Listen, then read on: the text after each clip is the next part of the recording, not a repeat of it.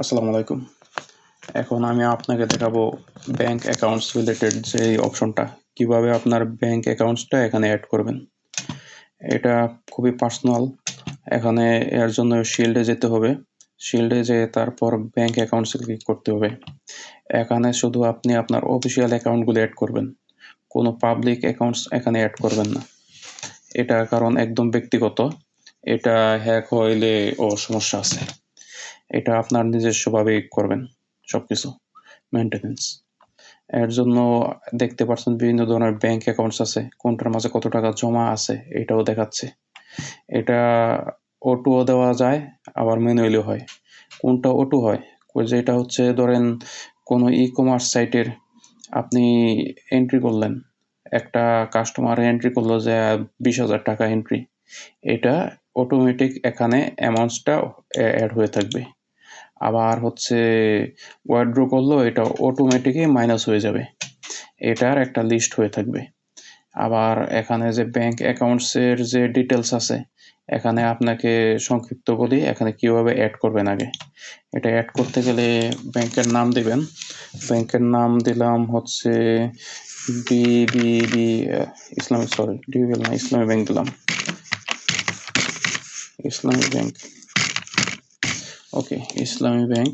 Account number দিলাম 033000982। ওকে, এটা হচ্ছে আপনার অ্যাকাউন্ট নাম্বার। এখানে সেভ করলাম।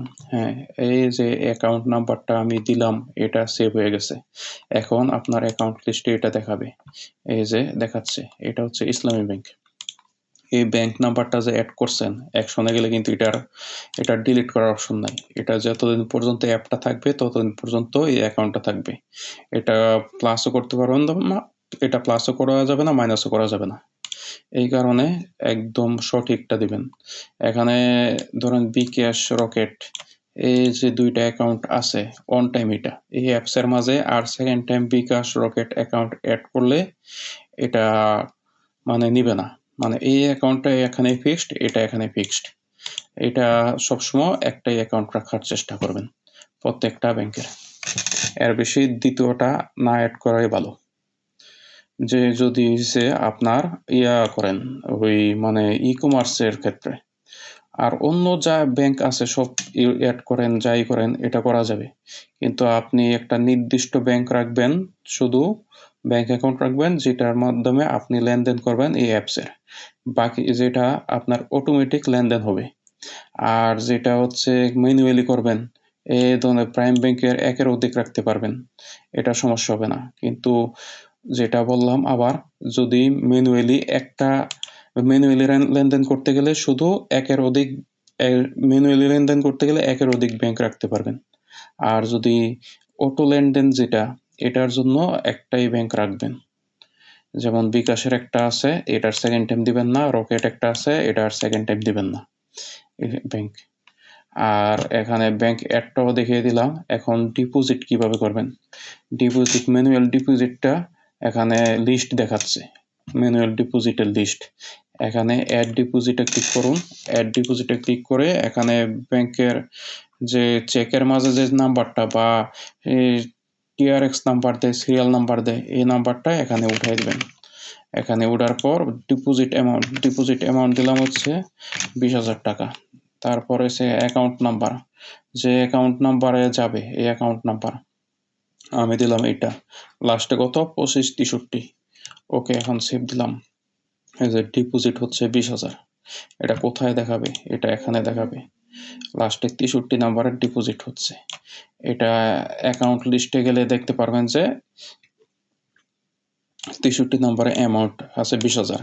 এটা আবার যদি এই একই অ্যাকাউন্ট নাম্বারে আমি দিই, টাকাটা 20 থেকে আর 20 দিলে এটা হয়ে যাবে 40। এটাও দেখাচ্ছি অ্যাড ডিপোজিটে, যে এক সিরিয়াল নাম্বার দিলাম, তারপর তারপর দিলাম হচ্ছে 63 নাম্বার যেটা, এটাতে ব্যাংক অ্যাকাউন্ট নাম্বার আরও যোগ করে দিলাম 20,000। ওকে, এখন সেভ দিলাম। হ্যাঁ, রকেট অ্যাকাউন্টে এটা সেভ হয়েছে। অ্যাকাউন্ট লিস্টে যান, এই যে দেখেন এখানে 40 হয়ে গেছে।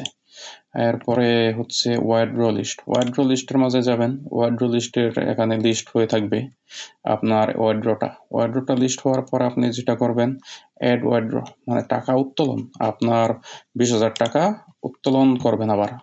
এটার জন্য আপনি যে TRX নাম্বার আসছে মোবাইলে বা ইয়াটিআই একটা সিরিয়াল নাম্বার এটা দিবেন। এটা দেওয়ার পরে হচ্ছে উইথড্র অ্যামাউন্ট। উইথড্র অ্যামাউন্ট দিলাম হচ্ছে 15,000। হ্যাঁ, আর অ্যাকাউন্ট নাম্বার 63 দিলাম। তাহলে সহজ হবে। ওকে সেভ দিলাম। হ্যাঁ, এখন আমি অ্যাকাউন্ট লিস্টে যাইয়া দেখতে পারি এই যে 15,000 মাইনাস হইয়া এখন 25,000 রইছে। এই 25,000 40 থেকে 15 মাইনাস হইছে। এটা হচ্ছে উইথড্র। আর উইথড্র লিস্টের মাঝে দেখেন এই যে একটা লিস্ট হয়ে রইছে। এটাও কিন্তু খেয়াল রাখতে হইব। এখানে আমি এই বিষয়টা আশা করি বুঝাইতে পারছি যে কিভাবে উইথড্র আর ব্যাংক অ্যাকাউন্ট লিস্ট এগুলি কাজ করে।